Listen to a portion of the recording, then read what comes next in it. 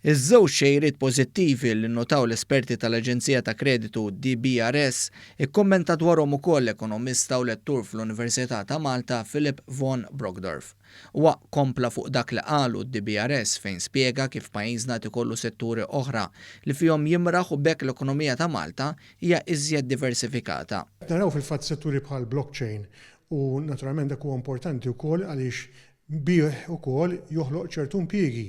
Jista' jkun jeffettwa wkoll is-suq tax-xogħol, però importanti illi setturi bħal dawn ovvjament jimirħu u naraw ovvjament espansjoni tagħhom gradwalment. Id-DBRS semmu wkoll setturi oħra li pajjiżna daħal fihom fosthom il-gaming, settur li tkattar u ġab setturi oħra tradizzjonali ferm inqas dipendenti fuqhom.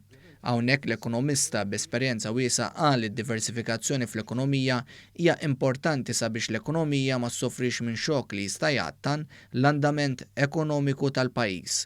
Ikonna wkoll investiment f'setturi ġodda u għalhekk kif qatt qabel ukoll f'każ ta' slowdown ekonomiku internazzjonali Malta bħala ekonomija tkun iktar reżiljenti u dak huwa naħseb huwa importanti ħafna għalina bħala Malta.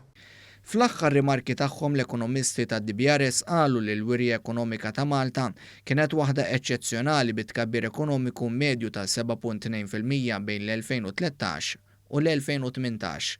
Innotaw li fost fatturi oħra, is-sistema tat-tassazzjoni ta' pajjiżna ġibdet korporazzjonijiet multinazzjonali biex jirollokaw u joperaw minn Malta biex bekk żdied l-investiment dirett barrani.